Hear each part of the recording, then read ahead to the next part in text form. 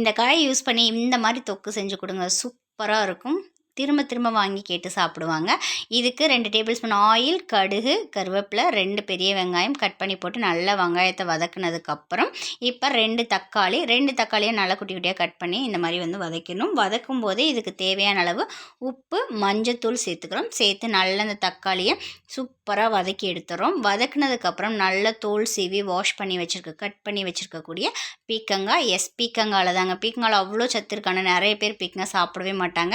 நல்லா வதக்கிட்டு தண்ணி எதுவுமே ஊற்ற தேவையில்லைங்க. அடுப்பை சிம்மில் வச்சுட்டு ஒரு 10 நிமிஷம் இந்த மாதிரி வேக வச்சு எடுத்திங்கன்னா அதுலேயே ஃபுல்லாக தண்ணி, நீர் கண்டென்ட் இருக்கனால சூப்பராக தண்ணி விட்டுருக்கும். இப்போ இதுக்கு தேவையான அளவு காரத்துக்கு மிளகாத்தூள் சேர்த்துக்கிறேன். எந்த மிளகாத்தூள்னாலும் சேர்த்துக்கலாம். ஸோ மிளகாத்தூள் சேர்த்ததுக்கப்புறம் ஒரு 3 மினிட்ஸ் மறுபடியும் நம்ம மூடி போட்டு எடுத்தோம்னா ரைஸ்க்கு அல்டிமேட்டாக இருக்கக்கூடிய பீக்கங்காய் தொக்கு ரெசிபி ரெடி. ட்ரை பண்ணி பார்த்துட்டு எப்படி இருக்குன்னு சொல்லுங்கள். தேங்க்யூ.